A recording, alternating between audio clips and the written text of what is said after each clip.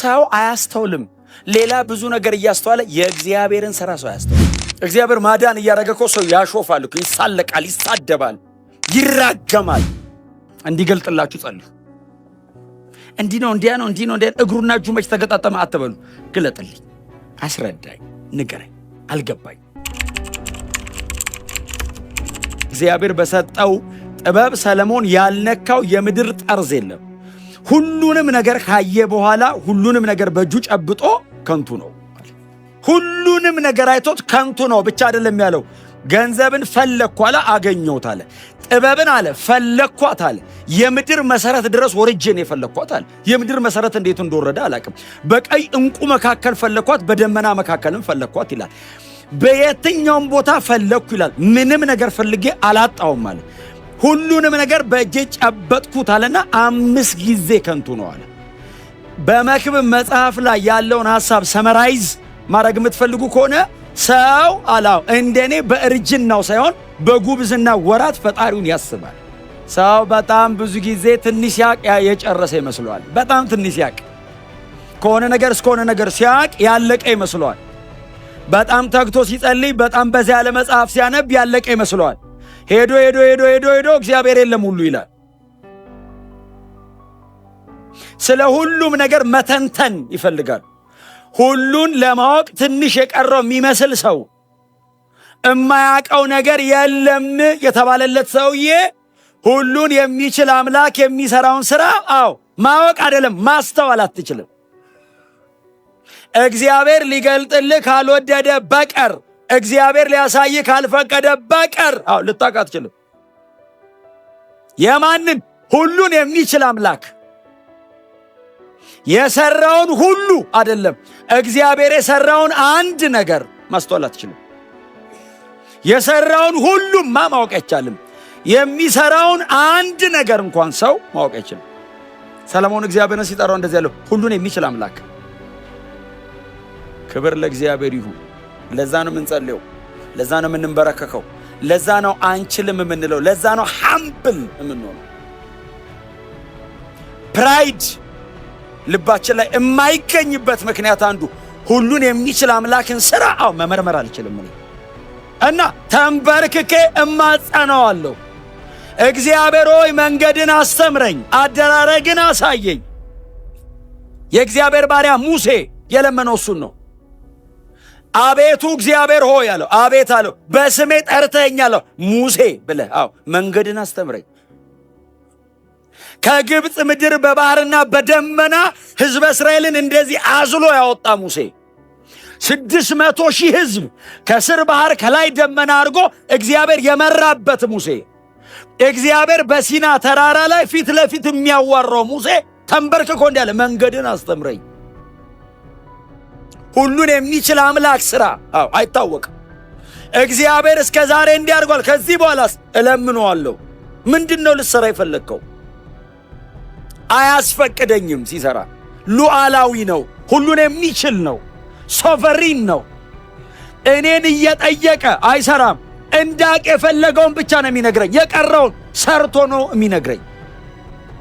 እስቲ አሜን በሉ። የእግዚአብሔር ሥራ ምንድን ነው? ክሪኤሽን። የእግዚአብሔር ሥራ ምንድን ነው? ሪዴምሽን። ምንድን ነው የእግዚአብሔር ሥራ? መፍጠር። ምንድን ነው የእግዚአብሔር ሥራ? ማዳን፣ መዋጀት። ይህንን ሰው መርምሮ ሊደርስበት አይችልም። ሁሉን የሚችል አምላክን ሥራ ሰው ሥጋ ለባሽ አይችልም ሊያውቅ። ማስተዋል አትችልም። እግዚአብሔር እየሠራ አታስተውልም። እግዚአብሔር እያደረገ ሰው አያውቅም። እግዚአብሔር ማዳን እያደረገ እኮ ሰው ያሾፋል እኮ፣ ይሳለቃል፣ ይሳደባል፣ ይራገማል። ይህ አይደል እንዲሆነው በአባቶቻችን ዘመን? እግዚአብሔር ማዳን እያደረገ ፈርዖን ይንቅ ነበር፣ ይንቃል። የቤዛነት ሥራ እግዚአብሔር እየሠራ በበግ ደም አድርጎ ለሚመጣው ነገር ጥላ እግዚአብሔር እየሠራ ፈርዖን እሰጠው ዘንድ እለቅለት ዘንድ እግዚአብሔር ማን ነው? ሰው አያስተውልም። ንጉሥ ሆኖ አያስተውልም። አስተዋይ ነው፣ አያስተውልም፣ አያቅም፣ ይተላለፋል ከእግዚአብሔር ጋር። ማን ነው ሊያስተውል የሚችለው? እግዚአብሔር ብርሃን ይስጠን፣ ማስተዋል እግዚአብሔር ይስጠን። ሰለሞን በጣም አስደናቂ ሰው ነው በእውነት። የእግዚአብሔርን ስራ ዋው! ክሪኤሽንን በጥበብ እግዚአብሔር መሰረት እንዴት መሬት ላይ እንደመሰረተ፣ በጥበብ ሰማያትን እግዚአብሔር እንዴት እንዳቆመ ያወቀ ሰው የጻፈ የተነተነ ሙሴ ዘፍጥረት ላይ ሰለሞን ምሳሌ ላይ ባቀረበው መንገድ ይፍን አላቀረበም። እንዴት አድርጎ የእግዚአብሔር ጥበብ እንደተገለጠ ፍጥረት ላይ የገባው ሰውዬ ሰው የእግዚአብሔርን ስራ ያስተውለው ማለት ይሄንን ሁሉ በዚህ መጠን እግዚአብሔር ሪቪል ያደረገለት ሰው ወደኋላ ሄዶ ክሪኤሽንን አንደርስታንድ አድርጓል። ሰለሞን እስቲል እንደዚህ ይላል የእግዚአብሔርን ስራ። የትኛው እግዚአብሔር? ሁሉን የሚችል። ክብር ለእግዚአብሔር ይሁን። ጎናቸው ያለ ሰው ማስተዋል ለምን በሉት፣ በደንብ ንገሩት። ማስተዋል ለምን። አያችሁ፣ የሆነች ነገር አድርገን ሜካኒካል ሆነን እንዳንሞት፣ የሆነ ነገር ደገም አድርገን እንዳንሞት እግዚአብሔር በሕይወታችን ላይ ዲዛይን ያደረገውን ነገር መጨረስ አለበት። ሁሉን የሚችል አምላክ ነው ከኛ ጋር ፕሮግራም የጀመረው። ሁሉን የሚችል አምላክ ነው መስመሩ ላይ ያስገባል። ሁሉን የሚችል አምላክ ነው እኛን ለማዳን ፕሮግራም ያደረገው። ሚስ እንዳናረገው ቸርች ቁጭ ብሎ ሰው ሚስ ሊያደርግ ይችላል። እምፈልገው እንዲሆን እየጠበቅኩኝ ልጎዳ ይችላል። እምትፈልገው ምንድን ነው ብዬ መለመን አለብኝ። የእግዚአብሔርን ፕሮግራም አውቀን የምንሰራበት ቦታ ነው። እቅዴን የማረግበት ቦታ አይደለም ቸርች። እስቲ አሜን በሉ። እንትን ፈልጌ ነበር አልፈለኩም ነበር አይደለም። ነው ምን ትፈልጋለህ? አሜን ነው። ይሄንን አድርግ ሲል ስታስተውል ሮጠ የጨበጥከው ነገር በሙሉ ከንቱ እንደሆነ ያኔ ነው የሚገባ። ለፍተ ጥረ ግረ ምን ብለህ ስምን ያደራጀበት ጉዳይ ምንም እንዳልሆነ የሚገባ እግዚአብሔር በአንተ ህይወት ላይ እየሰራ ያለው ነገር ሲገባ ብቻ። ያኛው አለበለዚያ ይዞ ነው የሚሄደው። ሰለሞን ይዞት አልሄድም፣ ይዞት ሄዷል እኮ የተወሰነ ልቡን ጠልፎታል እኮ። በጣም ብዙ ውሳኔዎች እኮ አድርጎበታል እኮ ሰለሞን በዛ ምክንያት። ከጊዜ በኋላ ግን ገባው፣ እግዚአብሔርም አነቃው። ክብር ለእግዚአብሔር ይሁን። የእግዚአብሔርን ሥራ የማዳኑን ሥራ ሰው አያስተውልም። እግዚአብሔር በኖህ በኩል የማዳን ሥራ ሲሰራ የገባው ማን ነው? ኖህ ብቻ። ዓለሙ በሙሉ አልገባው። ምን እየተከናወነ እንደሆነ ዓለሙ በሙሉ አልገባው። ሰውየው ብቻው መርከብ ይሰራል። አንተ ሰው 120 ዓመት አይገባውም፣ 1 ዓመት አይገባው። አሁን እኛ ገና 2ኛ ዓመታችን ሊመጣ ነው በእውነት እንዴ 198 እንግዲህ 118 ዓመት እኮ ይበልጡናል እኮ እነሱ። 120 ዓመት ነው ሰውዬ የሰበከው። 120 ዓመት። እኔ 120 ዓመት መኖር ራሱ እኮ ከባድ ነው። አንድ ነገር እየሰበኩ መኖር ብቻ እኮ መኖር ከባድ ነው በጣም። 120 ዓመት የእግዚአብሔርን ማዳን ሰውዬው ሲሰብክ ማንም ሰው አላስተዋለም። ቀጥሎ ኖህ ዓለምን ኮነነ ለብቻው።